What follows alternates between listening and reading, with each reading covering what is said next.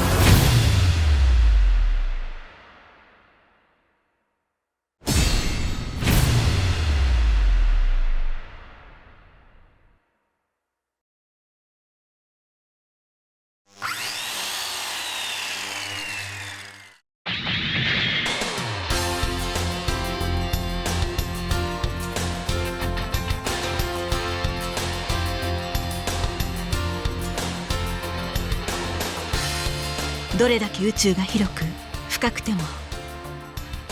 愛する者たちは引き寄せ合う。命の鼓動を頼りに。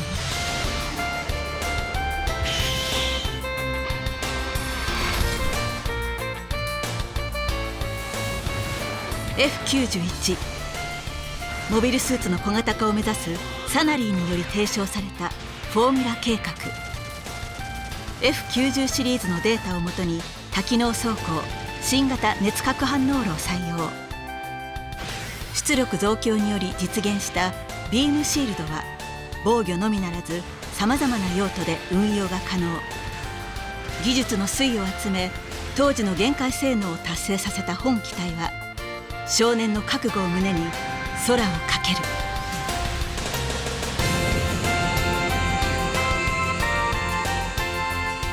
可変速ビームライフルベスバーは弾速の変更により敵機シールドをも貫通させる。そしてバイオコンピュータがパイロットの鼓動を受け取った時、 F91 は本来の力を取り戻す。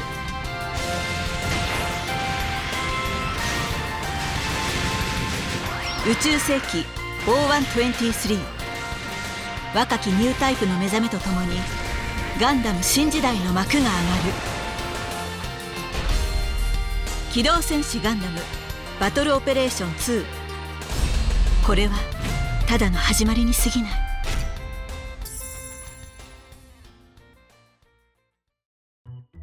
ご覧いただきました通り、3月13日のアップデート後より、機動戦士ガンダム F90 ファステストフォーミュラから F90、そして機動戦士ガンダムフォーミュラ91から F91 が参戦します。F91 は昨年末の開発ビデオレターにて予告させていただいた初の750コストレベル1機体として星5で実装されます。とうとうバトオペも小型モビルスーツが実装されることになりました。先ほどご覧いただいた PV にも登場していたデナンゾンなど F91 以外の小型モビルスーツにつきましても今後順次実装されていきますので、実装を楽しみにお待ちください。ここからは F91 の機体性能を説明します。F91 は地上、宇宙、両用、コスト750の汎用機として参戦します。本機は F90 の開発で培った様々なノウハウをもとに小型モビルスーツ開発を推進する海軍戦略研究所サナリーが現時点でのモビルスーツの限界性能の達成を目指したハイスペックな機体です。兵装面についてはビームライフルや2種の格闘兵装のほか、高火力兵装であるベスバーやバトオペ2では初登場のビームシールドなどがあり、特に特徴的なこの2つの兵装について詳しく説明します。まずは副兵装ベスバー ×2 です。本兵装は移動収束可能な停止射撃兵装となります。収束時にはモビルスーツおよびシールドに対する貫通効果が付与され、高威力のビーム2発同時に発射することができます。さらに停止射撃ながらもジャンプ中に射撃を行うことが可能となっており、空中軌道からのアクロバティックな射撃もぜひ行ってみてください。次に副兵装 F91 用ビームシールドについてです。本兵装は従来のシールドと異なり、兵装選択中のみヒートゲージを常に消費して自動でシールドが展開され、攻撃兵装として使用可能、破壊後も再使用が可能という2つの特徴を持っています。また展開中のシールドは攻撃を受けてもヒートゲージは消費されませんが、シールドの HP またはヒートゲージがゼロになることでオーバーヒート状態となります。なおヒートゲージが残っている状態で他の兵装に切り替えるとヒートゲージは回復しますが、シールド HP はオーバーヒートが発生しない限り回復しないため注意が必要です。攻撃兵装としての性能は固定のダメージを敵機に与えることができ、対格闘走行が高い敵機にも安定したダメージが期待できます。さらにヘビーアタックなど一部兵装を除く敵機からの格闘攻撃に対して正面から攻撃を当てる場合は敵機の格闘判定力を無視して対象を吹き飛ばすことも可能です。格闘攻撃を行っている敵機を見つけた場合は積極的に攻撃を狙ってみてください。続きまして防御性能についてです。こちらは射撃攻撃をシールドに受けた場合に被ダメージを軽減することが可能になっています。ビームシールドは機体正面に展開するので、敵機に対して突撃するときや撤退するときに使用することで効果的に運用できるかと思います。ここからはスキルについて紹介します。本機は特徴的なスキルとして最大稼働レベル1と機動格闘プログラムレベル1を所有しています。最大稼働については敵モビルスーツの撃破または撃破アシストを一定数行った状態でタッチパッドを押すとスキルが一定時間発動し、次期の攻撃力と機動力の上昇、高速移動開始および高速移動中のスラスター消費量の軽減が付与されます。さらにスキル発動中は敵レーダーに表示される時期のマーカーが少し遅れて表示されるようになり、高速移動を行うことで実際の位置と敵レーダーに表示される位置との差が生み出しやすくなります。ぜひ障害物などを利用して敵の視線を切りつつ奇襲を行ってみてください。次にスキル機動格闘プログラムレベル1について紹介します。本スキルは副兵装 F91 用ビームサーベル ×2 を選択しているとき、前方に一定時間高速移動を行うとスキルが発動します。スキル発動中に格闘攻撃を行うと、原作でも行っていた両手のビームサーベルを回転させながら前方に突進する特殊な格闘攻撃を行うようになります。状況を見極め運用してみてください。今回が初の750コスト新機体ということで、パイロットの皆様は F91 が狩る戦場のイメージがつきにくいかと思います。ということで、成し遂げ系 YouTuber のオンドレアスさんとバトーペ YouTuber の小倉さんに F91 の先行登場をしていただきました。お互いの視線での動画がそれぞれのチャンネルにビデオレター終了後に公開されます。詳細はバトーペ公式 X で告知しますので、新時代の戦場の様子をぜひ楽しみにしていてください。また、本機が実装される3月13日より F91 確定ステップアップ抽選配給を開催予定です。星5機体のステップアップ抽選配給となるので、ステップ7で F91 が1機確定し、ステップ10ではさらにもう1機確定に加えて、星4のモビルスーツ1機とアバターアイテムが手に入ります。ステップの途中では整備士増員チケットや回収キットがおまけで手に入るので、この機会に F91 を手に入れてみてください。次に先ほど映像にも登場した F90 についても簡単に紹介します。 F90 は地上宇宙両用コスト700の星3汎用機として参戦します。特徴的なスキルとしてスキル OS タイプ AR レベル1を所有しております。機体 HP が一定値を下回った際、一度のみスキルが自動で発動し、発動した瞬間のみダメージ蓄積によるよろけ以外のリアクションを無効化します。発動中は機動力とスラスターの回復速度が上昇し、蓄積によるよろけの発生を軽減します。さらにスキルタクティカルブーストレベル1、緊急回避制御レベル3、空中格闘制御レベル1、強制風車装置レベル4が付与されるため、トリッキーな動きを交えた戦闘を行いやすくなるかと思います。次に副兵装 F90 用シールドについて紹介します。本兵装は従来のシールド機能に加え、兵装選択中は磁気の正面に構え、シールドへの被ダメージを軽減することができます。さらに本兵装は先ほどご説明させていただいた F91 のビームシールドと同様に攻撃動作を行うことができます。ただし本兵装はシールドを破壊されると従来通り再度リスポーンを行うまで使用不能となりますので、攻守両面の運用は状況に応じて使い分けてみてください。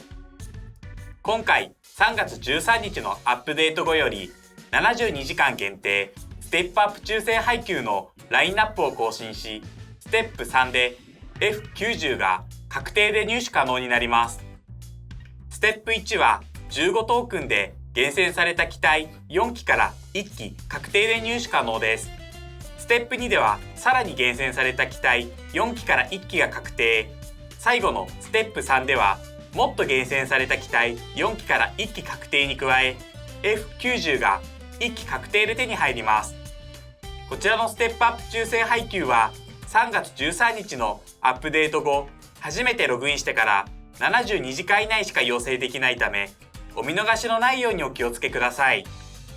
以上が新機体に関する情報でした。実装を楽しみにお待ちください。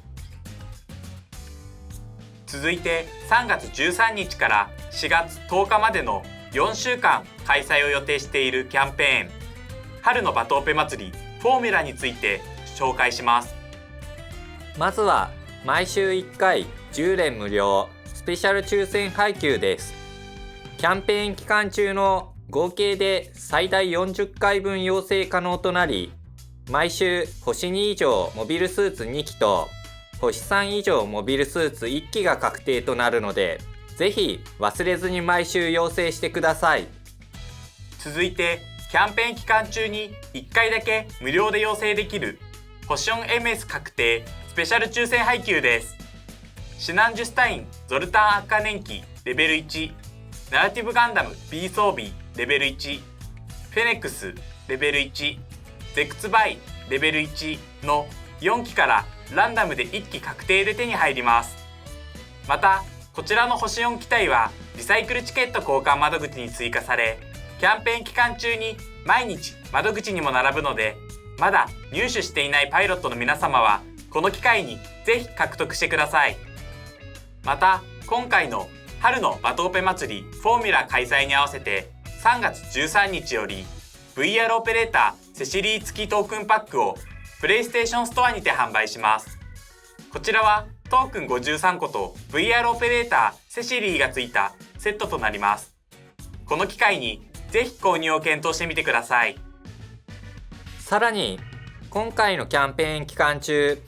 4週間にわたり毎週25機体がプレゼントされる特別なログインボーナスも実施します。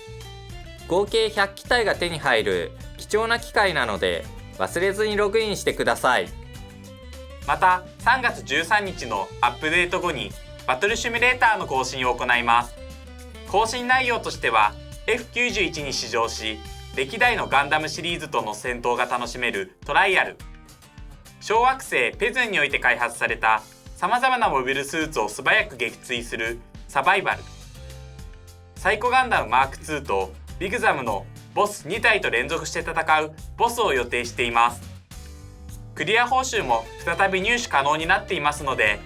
報酬獲得を目標にクリアタイムの更新を目指してみてください。他にも新兵&復帰兵歓迎キャンペーンや期間限定任務といったキャンペーンも例年通り実施します。今回は新兵&復帰兵歓迎キャンペーンの基本報酬である EXP および CP の獲得量が10倍となっています。まだプレイしたことがない方や最近プレイされていない方などもぜひこの機会にプレイしてみてください。春のバトオペ祭りフォーミュラキャンペーンの紹介は以上となります。ここからは今年の1月に実施したアンケートの一部結果についてご報告させていただきます。まずは編成時間についてです。現状チームが確定してから出撃準備が完了するまでの編成時間を120秒としています。これらの編成時間についてアンケートを取らせていただいた結果、短縮を望む声が半数を超えていました。また短縮を望むパイロットの皆様の中で90秒、60秒、30秒の回答割合については60秒を望むパイロットの皆様の割合が最も多くなっておりました。しかしながらいきなり60秒にしてしまうと現状の120秒の維持を希望しているパイロットの皆様が変化に対応しきれない可能性を加味して3月13日のアップデートでは一度編成時間を90秒にさせていただきたいと思います。その後実際の編成時間やパイロットの皆様の声を伺い、さらに短くしても問題なさそうであることが確認できましたら60秒にしていきたいと思います。次に新マップに求めていることについてです。今回のアンケートで回答数が多かったものが上から順にチームごとに地形差がないこと、原作ベースのマップであること、主戦場への経路が多いこととなりました。この結果を踏まえ次回以降に実装する新マップについてはパイロットの皆様からお声の多かった内容を参考にさせていただきながら開発を進めてまいります。最後に機体バランス調整の希望コストについてです。各種戦績が平均を下回ってしまった機体に対して月末に実施している機体調整の希望コストについての回答結果がこちらになります。ご覧いただいている通り550コスト以上のコスト帯に対して多くの回答が集まっておりました。この結果を受け調整対象の選択基準についてはチーム勝率を含めた各種データを参考にしつつ暫定的に高コストの機体を重点的に調整していきたいと考えております。500コスト以下の機体につきましても全く調整を行わないわけではありませんのでご安心ください。機体調整についてはアンケート結果を受け、開発側もまだまだ調整が必要だと認識しております。そのため暫定的に調整機体の優先度を変更いたします。次回の機体調整以降、1ヶ月あたりの550コスト以上機体数の割合を増やし、当面はこの方針で調整結果を確認させてください。また、昨年の11月に実施させていただいた大規模ユニット調整が大変好評だったこともあり、準備を進めておりますので、次回の実施までお待ちいただければと思います。以上が先日実施したアンケートの一部結果についてのご報告でした。今後の運営方針決定のため、パイロットの皆様のお声を頂戴する場面が多々あるかと思いますので、引き続き機動戦士ガンダムバトルオペレーション2をよろしくお願いいたします。そろそろお別れの時間が近づいてまいりました。中川さんから最後に一言、パイロットの皆様へよろしくお願いいたします。2025年初めての開発ビデオレターのお届けとなりましたが、いかがでしたでしょうか。これからも皆様に多くの楽しみをお届けできるように邁進してまいりますので、ぜひよろしくお願いいたします。本日はありがとうございました。パイロットの皆様に支えられ、バトオペ2は600万ダウンロードを達成し、とうとう750コスト新機体が実装されました。改めましてありがとうございます。これらの記念と感謝の気持ちを込めて、オープニング映像を新しく制作いたしました。こちらは3月13日のアップデートよりゲーム内に実装予定となります。今回の放送は最後に新オープニング映像を流してお別れしようと思います。それではパイロットの皆様、ありがとうございました。さようなら。